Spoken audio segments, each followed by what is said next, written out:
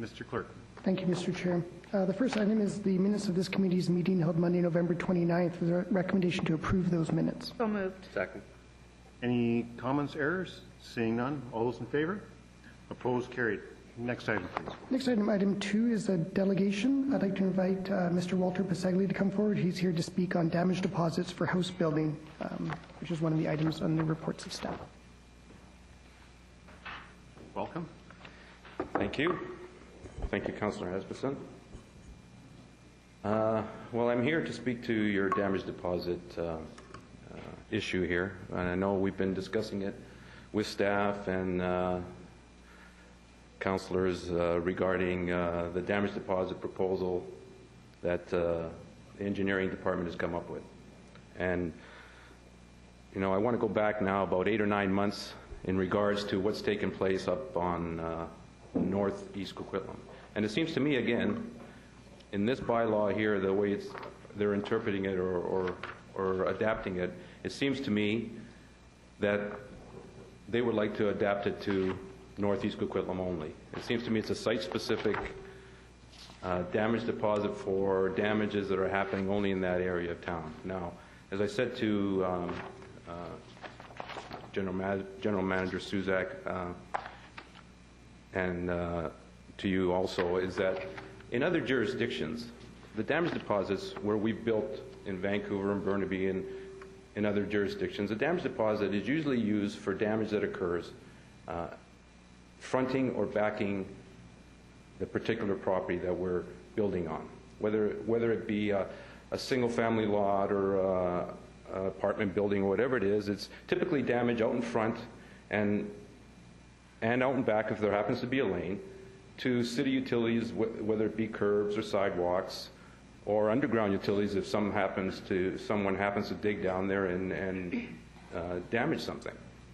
Now, in this case here, the city would like to stretch that and bring up the fact that builders or residents or homeowners should be held liable for damage occurring on intersections or in intersections in the general neighborhood. And that being said, in the general neighborhood, most of the damage that occurs is occurring out front. Now, what's occurring on curbs, on the intersection corners, we have many trucks driving through there. I know that staff mentions in here an answer to one of my questions here regarding damage occurring.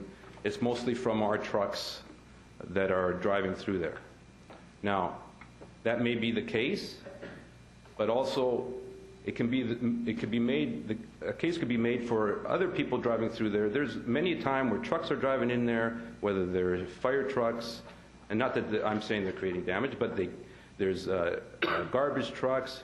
There's trucks that come up there. I've seen trucks coming down our street and getting lost, come down into our neighborhood, turn around, and go back up to Marguerite up top. And I'm sure it's vice versa, the same situation up on the Morningstar subdivision up above us.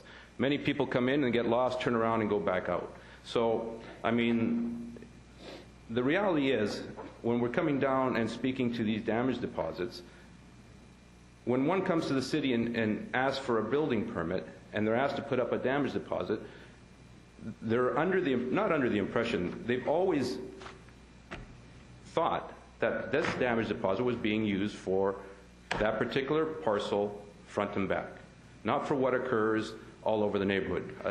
We can't be involved in that or stretch that damage deposit to go to that point, because where would it stop? I know somebody just kiddingly says, you know, it may be only $100 or $130 in this case. But next time it might be $10,000 or it might be $20,000 or $500. So an individual, whether it be a company building or a resident or a landowner or your daughter or your son or whatever it is, goes and takes out a permit, puts up a damage deposit, whatever it is, $600, and assumes that the damage that they're going to do will be in front of their property, not what occurs up the street.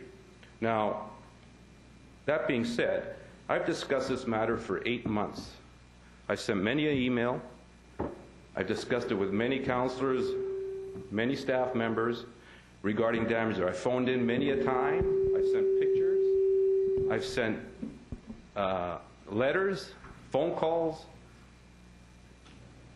mentioning all the damage that's occurring all over the mountain. I've been one of the main proponents, and unfortunately it hurts me also, for increasing the damage deposit, because I've seen what's gone on, and particularly in our subdivision out there, and people don't care. Now, what really bothers me in this case is that they're assuming that I'm going to pay for somebody else's damage, and I'm not going to do that.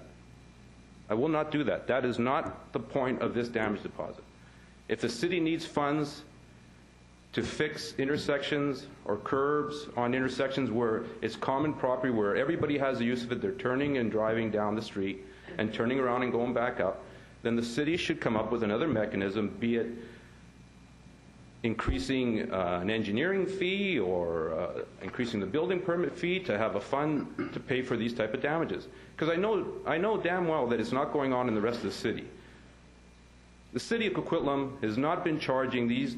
If you're building in old part of the city of Coquitlam and you're building a house down the middle of the street and there happens to be damage on the corner, they're not going to come up to you and say you did that damage and we got to take money out of your damage deposit.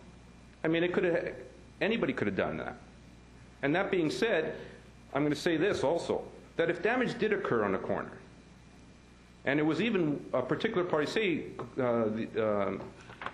Coquitlam Concrete, just for using a name, they drove around the corner and they did damage to a curb. What's that got to do with the builder? Even though he was transporting concrete down to a site that I may be building on. I mean, if there's a witness there, that company should be held liable. It's not the builder that's building down the street there. I mean, where does it end at that point? If somebody takes out a traffic sign or a traffic light and it's not the actual builder there at that point, I mean, we can have this going around a circle all over the city. Okay. So, I mean, at this point in time, the reason I've been not upset, but I've been fighting against this is that no other municipality, and you quote in your report, even the staff's report, in the response to question issue 2 regarding the approach to spreading out the costs for repairing the damage at intersections between all of home builders rather than just charging one builder is not done in other cities, you basically are making my case for me, because other cities aren't doing this. In fact, I've got a letter here, which I downloaded off the City of Surrey's website that you didn't have in your report there, that if you read their damage deposit information here, at the very bottom it clearly says to the builder, homeowner, whoever's building that lot, it says, I have read the above information sheet and advise that there is no visible damage to city property or services fronting the lot on which I propose to build. Fronting the lot on which I propose to build, other than that which has already been reported. So, and if you go through all the other municipalities' bylaws and verbiage, they all say the same thing, adjacent, which means next to. They don't mean adjacent a mile up the street or a mile around the corner or even 100 feet down the street. It just doesn't work that way. And, this city is, we've improved, but we've got to improve our process more often, to a certain degree that we're not using bylaws and twisting bylaws to make a case to pay for damages or other issues. Let's do things the right way here in this city. Let's implement bylaws or whatever to make things and have things done properly. Okay. Thank you. I have a question, Councillor Stewart. Oh, no, Councillor No Support. question. I wanted, I just had something from the engineering department. Okay, go ahead. Okay, thank you. Yeah, I see your point. They look the same. This to me is a frightening bylaw, and I'll tell you why.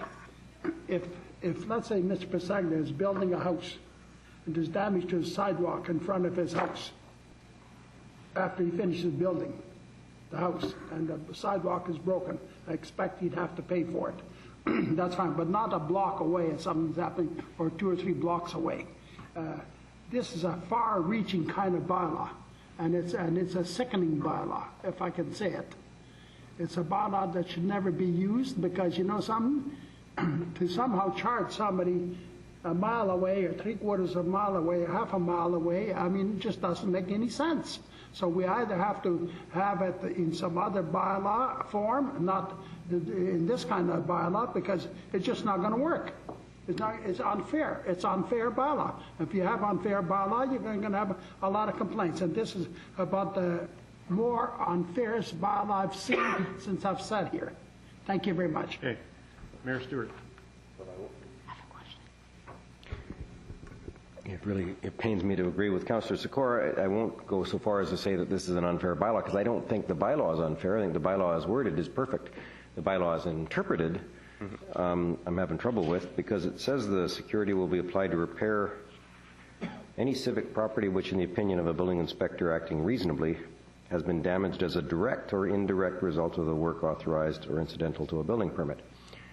We have to have some basis upon which to form that opinion, and I don't think it's just sufficient to say, well, he's building a home within a couple of blocks of the damage, and therefore he should be responsible. If a truck knocked over a piece of street furniture in Old Coquitlam, and I assume then we could reasonably expect that the building inspector could say, well, it was probably a concrete truck, and he was probably on the way to the only building permit we have in that neighborhood, and therefore not Coquitlam Concrete, but that builder is going to be responsible. I'm having trouble with the interpretation. I think the interpretation was made by well-meaning staff who are trying to figure out how to attribute some of the damage that we've got up in Burke Mountain. And I think some of the damage that we've got, some of the damage that I've seen, Councillor Asmundson has seen, is a direct result of the way we designed the roads up there to try to make the pavement narrower. And when we made the pavement narrower, we ended up with areas where it is impossible to get a truck to turn a corner. In some cases, for example, at the edge of the first Green Street we built there, the delivery trucks have to turn onto a back lane, and it is impossible to make that turn, and therefore, as people moved in, every delivery truck had to run over the curb, and every delivery truck had to run over the boulevard, and the damage to the curb then, I suspect, could be attributable to any one of the property owners, but I don't think it can be applicable to them under the bylaw. The bylaw says that the building inspector acting reasonable has to say it was Lot 13 that did that one. And so I think we're going to have to find a better way to do this, and it may well be that we change the bylaw to be deliberately unfair. I will probably vote against that, but I think we do need some basis upon which to recover those costs. And that might be to take the developer and ask him to underwrite the damage during construction. I don't know, but I'm uncomfortable with the way we're doing it here. Well, Okay, just one. Sorry. Yeah. Go ahead. Well, what I was going to say is Mayor Stewart is right in a sense, but the builder and the homeowner already takes responsibility. If somebody damages, if I don't happen to be outside one of our lots and somebody drives over the curb or my driveway, that particular lot, and there's damage there and they take off, well, guess what? I'm liable. I accept that. That's how it's done in every city. You know, on that particular, from property line to property line, unfortunately, every city or municipality does that. So unless I have a picture or a witness that said XYZ company did that from property line to property line, then I'm stuck, and we're all stuck holding the bag. And that's the way every other city does it. But they don't extrapolate and then go to the next lot and so on. Unfortunately, that's the system, and I reverse that and say the same to the city. If you don't have a picture of me driving into that curb and demolishing that curb, then why am I liable for that? That's where I'm rebutting. No, we're in agreement, okay. Mr. Passaglia. At my own home, for example, Canada Post came in to dig a super mailbox footing and broke the sidewalk in front of my property. I didn't expect the city would eat it. I expected I had to go after Canada Post, and I did. In your example, you're accepting responsibility for the 45-foot frontage. You're not accepting responsibility down the road, and I don't expect you to. Yeah. Okay. Thank you. I just want to remind people that the next item is the report that we'll be debating about the issues. And so for your questions, just to Mr. Passaglia on his presentation, please. Linda. Thank you. I agree with what Mayor Stewart has said and Councillor Sikora as well. So you've seen the staff report? Yes, I've seen the staff report. Okay, and have you seen the photo that's got the X's on the corners? Yes. Okay, and so are you disputing the 2 X's then that are on Passaglia Place? No, I'm disputing all the X's. Yes, that's right. Yes, But- all but 5 I'm just X's. What about those 2 that are on? Well, definitely the one on Passaglia Place, but I'm disputing the process Yes. and all the X's, because the X's are all on the corners of those intersections. So it's not just, this has got nothing to do with me or my particular road. I'm not fighting for that. I'm discussing for the process that is involved in holding people responsible for damage to intersections that all of us use. Right. Okay. That's what I'm here to discuss. Okay, thank you. Okay, thank you. Councillor Lynch. Okay, thank you. So I agree with your argument to some degree, and I'll go right to the chase. That if you disagree with the process that's happening now, do you agree with the type of processes used in Surrey? The processes are the same. Well, no, the one in Surrey talks about the developers being responsible for the city infrastructure for a period of 1 year, and then any repairs are taken. After that, it's the owner, and then after that, it goes to the Surrey as a whole. There's a phased-in from year to year. Sorry, the builder is responsible for 1 year? In Surrey, yeah. Well, that's just the building. You're talking about the building of the construction of the home or whatever. If you don't pay up, then they fix it and the city will come after you. It basically says Surrey relies on the developers to be responsible for the city infrastructure for a period of 1 year. In that case, the developer has to do it. After that, there's agreement for the damage to be taken, the responsibility of the homeowner, and after that is... That's the developer. That's the same as I was a developer in this subdivision. We're responsible, West Build and ourselves, we're responsible as a developer for 1 year. This damage deposit is for nothing to do with developing. This damage deposit is only for a building permit. It's under the building bylaw. So it's relative to only building homes, apartments, or whatever. It has nothing to do with the development stage. The development stage is taking care of the developer at that point, and their bonds, the bonds we put up at that point.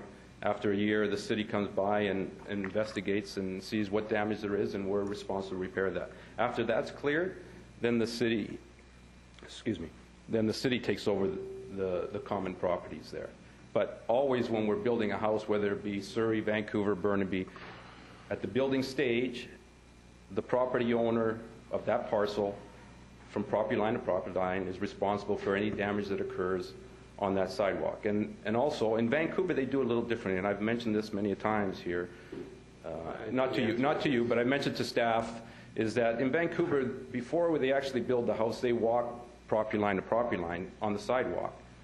And Surrey mentions it too, but they don't do the inspection. But if there's damage that has occurred on prior to you building a home, when you take your permit out, if you walk that property line to property line and you show the city that damage was already there, then you're not responsible for that. That stays the way it is. Okay, thanks. Okay. Councillor Sikora. Yeah, thank you. This is not a question, but I know that when we come, Mr. Chair, we come to number 3, I don't think there'll be a mover and a seconder for that item. I mean, I just feel that it'll be a dead item. So, it'd be like, and I'm going to describe it another way. Let's say I have a house in northeast Coquitlam, and the neighbor's dog runs through my yard, and the bylaw enforcement officer there, he'll say, it's your dog, you better get a license for it. I mean, that's about as bad as this bylaw is. It just doesn't make any sense. So I got a feeling that this number 3 item is going to sink quite badly. We wouldn't even get a seconder or a mover or a seconder on it. Thank you. Thank you very much. I guess, Mr. Passaglia, you also mentioned that during the construction phase that you dealt with the city a number of times on this issue, but also in other issues of construction and I guess, not good practices by fellow builders and damage going on, warning the city about not good practices going on up there. Is that correct? Correct. And as I said earlier, I was one of the proponents for this, to raise the damage deposit. Now, that's not a good thing for me, being a builder, and I'm sure Morningstar and the rest of them are not happy about that. I mean, but unfortunately, we've had some builders up there that that have just run roughshod over all the infrastructure. I mean, we put it in, Westfield puts it in, we put it in as developers, and then the city takes over, and we've got people driving all over curbs and everything else. I mean, it's just, it was sad to see, especially, unfortunately, in my case, personally, I mean, we put out money to put these trees and boulevards and everything else, and we see these other particular builders just doing what they please. Now, that being said, I mean, I received an email from the city a number of months ago saying in this city it was okay to use boulevards to stockpile things, and which I've sent off to all of you again, and which I was very shocked to receive. In any other municipality, I would never received a letter like that. But in this particular one, now we've improved that.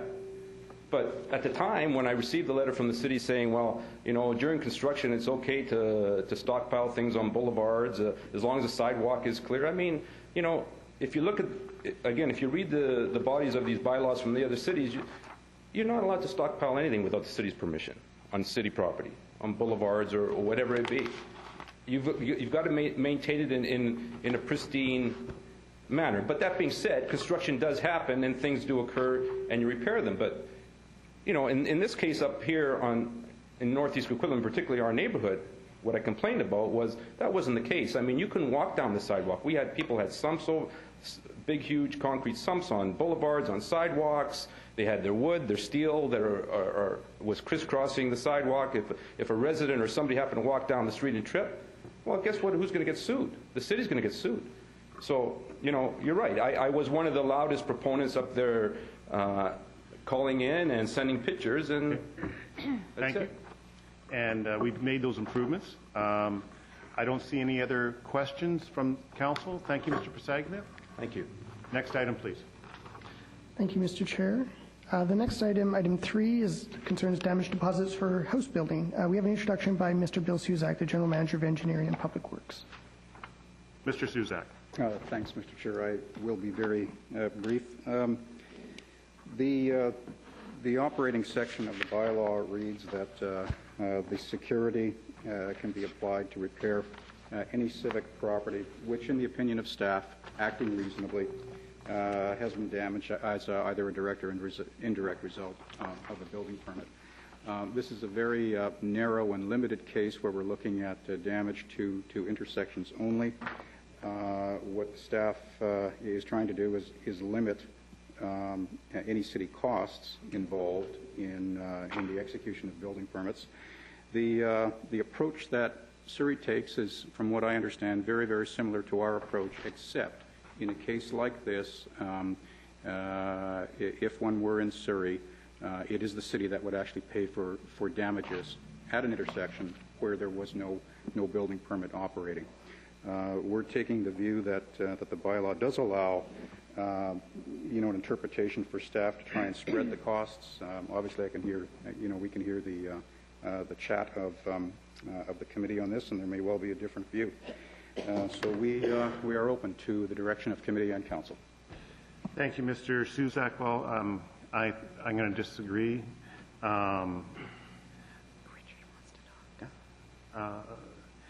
When I looked at this bylaw, and I've looked at the first phase before you get to that second clause, it basically states 50,000 or more is your, well, in here, $300 plus your 17 per meter of property line of the parcel to which the permit relates that borders a dedicated road or statutory right-of-way or a road or public access. So we're talking about the permit that comes out for the building of and we're talking about building permit we're taking the damage deposit from, relates strictly from property line to property line, the way I read it, in front of that property. And I don't think that our bylaw, well, I understand the intent of staff to try to recoup money for common damage.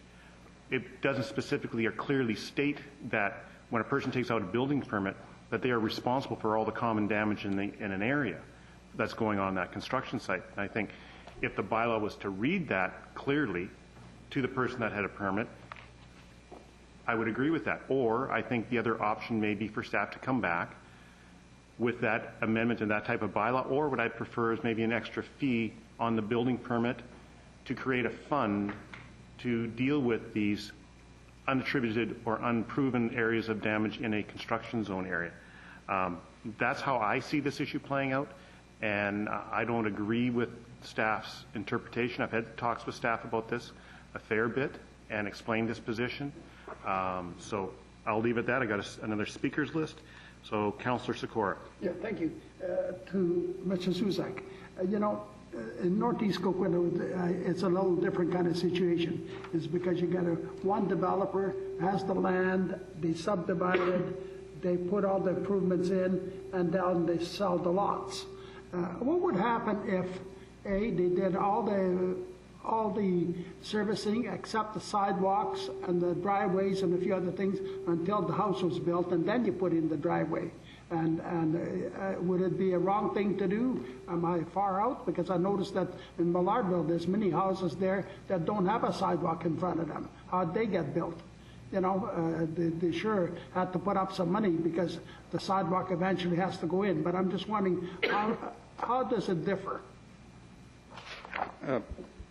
Through the chair, I really can't speak to the history on some building permits in Millardville, but in general, the land development industry seeks to maximize the appeal of their product. They tend to want to have all of the amenities in. They want to have the streetlights, the sidewalks, etc., installed as a part of marketing the project to the building community, and that is, a desire and a balance and an issue to balance.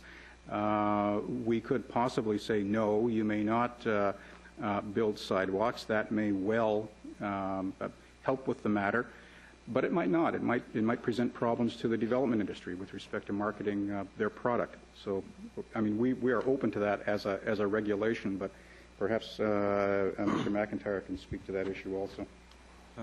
Yes, thank you. As Bill said, often there is, with the developer, an interest in having that sort of, finished look along the streetscape. Also, there's at that time you have the overall designs in place. You have the economies of scale and efficiencies of building it, so you get it all done. And at times you can get in the situation. It also depends on a slow market where there may be some houses started, but other lots sit there for a while, and so it may be some period of time if you wait till all the houses were completed. And I guess that's the situation we see in older established neighborhoods in the city. Millardville was mentioned by Councillor Sikora, where it's been kind of incremental over time. A house is demolished, a new one is built. In some of these areas were initially developed back in the days probably when it was gravel roads, and they got paved over time, but the design hasn't been done for the full finished modern road cross-section with curb and gutter and sidewalks and all that. Though there are options through a local improvement, for example, for a neighborhood to take that on. So some of the challenges in those older established neighborhoods is just what's the road going to look like? What grades and where the curb line is going to go and the sidewalks. And in fact, we are wrestling with this with Austin Heights neighborhood planning staff and engineering staff and trying to work through that. And with some of the housing choices we were talking about earlier, if you're allowing something to go in and redevelop, say a corner lot, but the roads haven't been finished off, what sort of standard of finish are we looking for? So we wrestle with that ourselves in the areas. Okay, thank you, Mr. McIntyre. Councillor Sikora, is that it? Yeah, that's it. Okay. I have Councillor Robinson. Thank you. I have a question. I've certainly heard from Mr. Passaglia. What did we hear from other builders? What have their... Okay. Just go ahead. What are their comments about this practice? Mr. Chair, I'll ask Mr. Zaborniak. I know that there have been chats in the past with implementing this kind of a strategy. We have done it completely once in the past, a year or two ago, and I'll just ask Mark to comment on the response generally from the building community.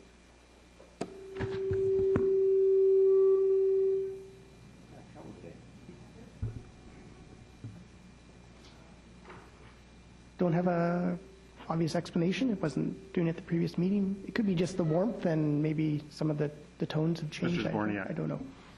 Through the chair. And we're trying to get feedback. You need an engineer for that. Should be on. Okay. Yeah, just to confirm what Bill just mentioned, the area immediately to the south on Palisade, we had the same issue with only one entrance to the area and no exit. And we did this. We applied this this practice, and there was no complaints from the builders in that area. And as far as I know, there haven't been other complaints in this. We have been talking to the builders in this area along Marguerite and Millard, and haven't had other concerns raised.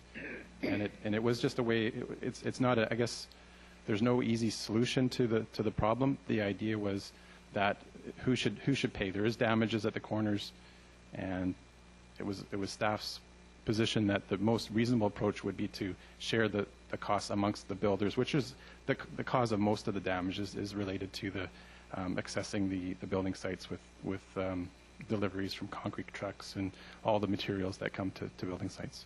Thank you. Mayor Stewart. And I agree with that. I agree that this is a reasonable approach. I just disagree that we actually have the authority in our bylaw. I can't interpret the bylaw to say that. If the bylaw went on to say as a result of work authorized by or incidental to a building permit, or in the case of damage generally in that neighborhood in relation to several building permits, if we had that language in there, then we'd all know what we meant, and I think the building community would have understood or had to have understand that they were also going to be held responsible for damage caused by their neighbors. I think it's unreasonable under the current wording to do that, although I understand that it's reasonable to expect that the damage in the corners probably was caused in large part by those builders. So I'm going to suggest that we refer it back to staff for some alternative measures aimed at addressing this, and they would perhaps include an extra fee, as was described, to create a fund to deal with these, or an addition to Section 3 authorizing the apportioning of damage to several permits, or by developer indemnity, or by some other source of funding to allow for repairs. And I so move. Second. Thank you. We have a motion moved and seconded. Any other discussion on the motion? Seeing none, all those in favor of the motion? Opposed? Carried. Thank you. Next item, please.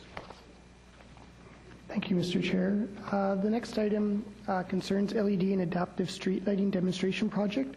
The recommendations that committee received this report for information, but we also have a presentation by staff. Mr. Dana Sung is here to present on that matter.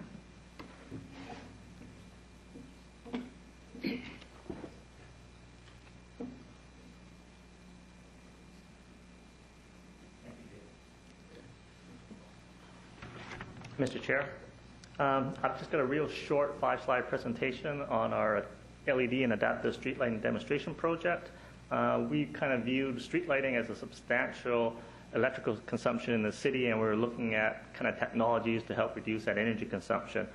Both LED lights and adaptive street lighting, which is really dimming of street lights, has the potential for substantial energy savings. After my presentation, I've got a representative from the LED supplier, CWJ Lighting, Mr. John Song, and he'll be just giving a little bit of information on his company and kind of his company plans for the committee's consideration. They were the ones that provided the LED lights free of charge to the city. The manufacturing company is also from Passaglia, Korea, our sister city in Coquitlam. The demonstration project really consisted of 10 existing street lights, which are high-pressure sodium lights, and we've installed dimming devices on those 10 lights. And what the dimming devices do, it allows us to dim the lights when there's lower pedestrian traffic, like late night and early morning, when there's no kind of, or less chance of kind of people getting hit by cars. As part of the project, we also used another 10 existing street lights and retrofitted them with LED lights, again from the manufacturer from Passaglia, Korea. And we also put the dimming devices on the LED lights as well to kind of get the benefit of both the savings from the LED lights alone and this dimming technology. This is just a location of where the street lights were retrofitted with the dimming devices and the LED lights. It's just off Duty Trunk Road. Some of the smaller cross streets are Boyd Drive and Passage Drive. The little circles represents the streetlight poles which we've installed adaptive street lighting devices on. The little boxes represent the street lights where we've retrofitted with LED lights. This picture just shows what the dimming device looks like. The picture to the left is just our standard, what we call a Cobra head style street light. And the dimming device is that little circular disc on the bottom with the antenna on it. So if we went to this technology, every street light would have one of these devices on it. And those devices would kind of talk to a controller which is mounted on one of the street light poles. And that's kind of the image on the right side. That little box has a controller on the inside of it. So for about every 250 dimming devices, we would need one controller. And that controller would kind of relay the information back to the city kind of over the internet using cellular type of communication technology. The next slide is the last slide of my presentation. It kind of just shows you what an LED street light looks like. The LED light is actually the light on the left side of the picture, and you can tell it's a much brighter, whiter color. The existing high-pressure sodium light, which is what all our street lights in the city are, or the majority of them are, is on the right side, and it's more of a yellow color. In the past, when the city used to use high-pressure or mercury vapor type lights, they were more of a white color. But when we went to kind of the savings from high-pressure sodium, we've kind of adapted to the more yellowy color. The little inset is what the LED lights looks like. You can see doesn't really look like a conventional street light because it was originally a Korean product. We had to adapt it to kind of North American standards and to city needs. So we've actually added a bit of a junction box between the pole and the light itself, and we actually had to kind of build a little tendon arm to adapt the LED light to. I guess from my point of view, the city staff, we've learned quite a bit about the various technologies for energy efficiency in street lights. It really helped us evaluate LED lights and evaluate the dimming technology. In 2011, we're going to bring to council for consideration a plan to convert all our kind of Cobra head style lights to adaptive street lighting technology. So there's about 2,800 lights that we're planning to do that on. Also, as part of that, we're comfortable enough that the manufacturing technology of LED lights is to the state where we're going to also do or propose a pilot LED installation.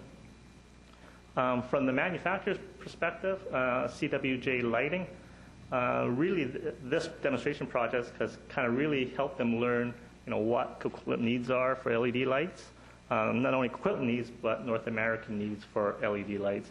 And by going through this whole process, hopefully they can learn and adapt their product to the North American market and be considered for future projects within the city.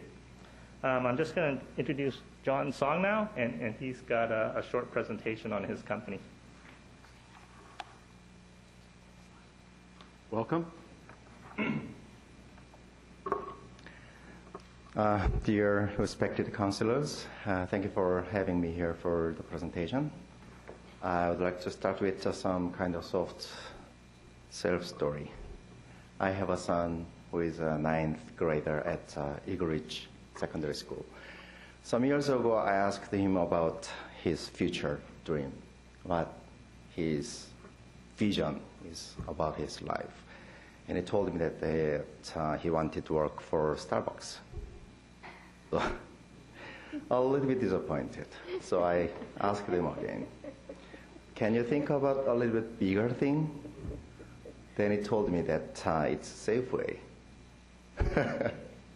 So, or American companies. But hearing that, I began to think that my kids and all the kids in Coquitlam and Metro Vancouver may need a bigger vision or bigger example. Looking at the LED street lights or LED indoor lights, we see just lights. But I don't think it's just lights. I don't think it's just technology. It's a hope and vision. That's why I'm standing here CWJ lighting has got a good product, but it lacks lots of specifications to fit for the North American market.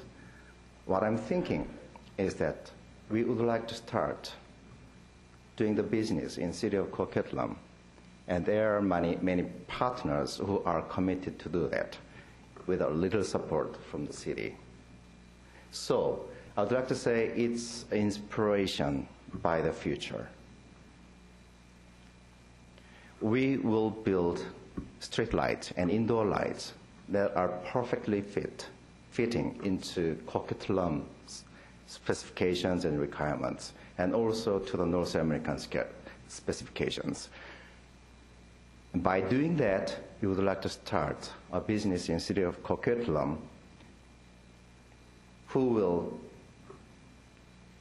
hire people from the city of Coquitlam and also use all those students in Dallas College and all the students here to design unique lamps for the world. So we can have a competition by the students to create really outstanding LED-based lamps and streetlights. What I see is that it's lighting 2.0. As you are aware of Web 2.0 and Business 2.0, using LED chips, we can create really dynamic and very open lighting architecture. You will see really different lighting environment within 2 years or 3 years. In this really new opportunity, I want Coquitlam to take charge, take the lead. And I believe this LED street lighting or LED indoor lighting initiative will enable Coquitlam to be the leading green city in Metro Vancouver and also in Canada and also in North America. Because I love Coquitlam. We have lakes, we have mountains, we have houses, we have, most importantly, open dynamic cultures here. We can create something together. So that's the thing I want to do. What I suggest is that we develop a Canadian brand, LED-based lighting systems and products. Let's call it as CanLux or Coquitlam Lux, whatever it may fit. And then we can design and integrate the business and the designs of the products.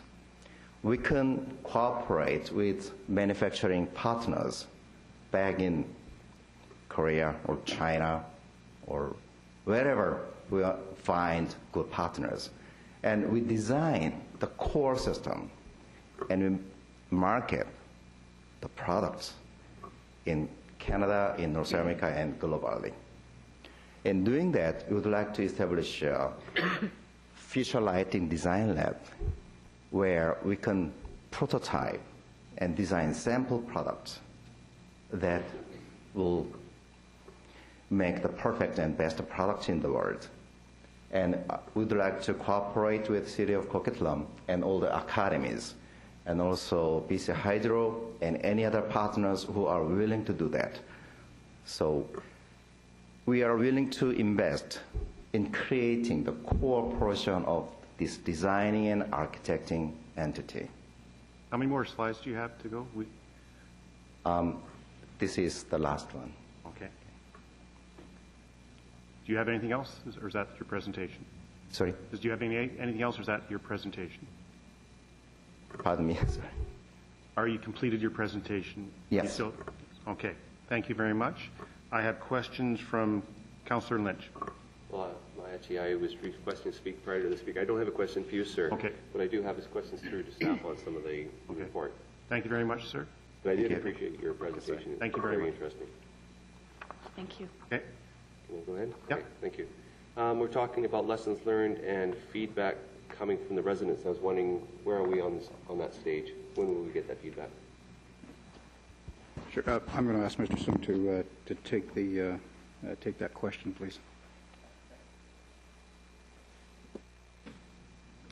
Through the chair. We've notified all the residents within the neighborhood of the demonstration projects that we're installing the adaptive street lighting technology and the LED lights, but we haven't as yet sent out a questionnaire, and we plan to do so probably either over the next couple of weeks or early in the new year. Okay, and if I understood, there's a possibility of up to 2,800 lights that would be replaced, and we're talking about 25% savings on existing street lights and using dimming technology, perhaps a savings up to 50%. And I like those percentages, but do we have any dollar value on that? Mr. Song? Yes, through the chair again. We're just working with some funding partners, BC Hydro through the Power Smart program, the province through the Innovative Clean Energy Fund to build a bit of a business case for that specific project. Once we have all the figures in place, we'll be bringing a report for Council's consideration. And the expected time of the report is? Hopefully sometime in January. Okay, that's it. Thank you. Okay, thank you. Councilor Reamer. Thank you. And thank you very much, Mr. Song, for your presentation. It's very interesting. I would assume by the looks of these lights that the RCMP are probably highly in favor. It does look like they give out a fair bit of light, which is good for crime prevention. But my question is, what is the life of these lights as compared to the lights that we presently have in place? Mr. Song? Thank you. Through the chair, the dimming technology is actually a device that's mounted on an existing light fixture. The hardware life is expected to be from the manufacturer about 23 years or so. So it's the technology is long life. LED lights, I understand that they're substantially longer life than our existing high pressure sodium lights. I don't know if it's double, triple, or 4 times, but Travis is telling me 3 times. LED lights are probably last 3 times as long as the existing street lights we have. Right, right. Great. Thank you. Well, thank you. I think this is a great project. I think it has a lot of benefits to the city as we go forward with the city and trying to meet the targets of 2012 and our greenhouse gas targets. I think this is one area of reducing our consumption. I think it holds a lot of promise, and I think it's something I'd like to see. Hopefully that will come together and the city can move forward on. So I thank you very much for coming here in this project. I think it is very exciting. I see no other speakers to this item. All those in favor? Opposed? Carried. Next item, please. Thank you, Mr. Chair. The next item concerns the Lougheed-Riverview multi-use pathway feasibility study. The recommendation is to receive this report for information. So moved. Second. Okay. Councillor Robinson. Yay. I want to say. No, I will. Thanks, Councillor Robinson. Councillor Robinson's been wanting to see improvement in cycling networks, and Councillor Robinson and I have talked about a very dangerous stretch of the Lougheed Highway for a long time now for cyclists to be on there and finding an alternate way for safely continuing a connection for cyclists. And this is a study that I think what Councillor Robinson trying is long overdue. And I'm looking forward to seeing what the results come back on this. Councillor Sikora. Thank you very much. You know, this is the provincial land. There's about 220 acres in there. And why would we be improving something on provincial government land? I'd like to see it be declared, we wrote a letter to them to declare it as a historic site, and they've refused. And they've refused to declare it as a historic site. So, you know, I'd like to see it declared as a historic site, that we're not doing something just for them to be building a whole bunch of high-rises on there. That's what I'm concerned about. You know, they refuse to declare it as a heritage site. Okay, thank you, Councillor Sikora. I don't see any other comments. All those in favor? Opposed? Carried. Next item, please. Item 6 is an environmental assessment review for the proposed Evergreen Line Rapid Transit Project. The two-part recommendation is that this be forwarded to the regular council meeting tonight, and that council direct staff to parallel on behalf of mayor and council. Move recommendation. Second. I just want to put out to staff, I think it's a very good report, and I like to point out in the report, I think it states almost 600 hours worth of staff time already involved in this, and the amount of time that is going to increase for our staff to deal with this project. It's an important project, and there's a lot of work to be done, a lot of difficult work with the province and the proponents to deal with this.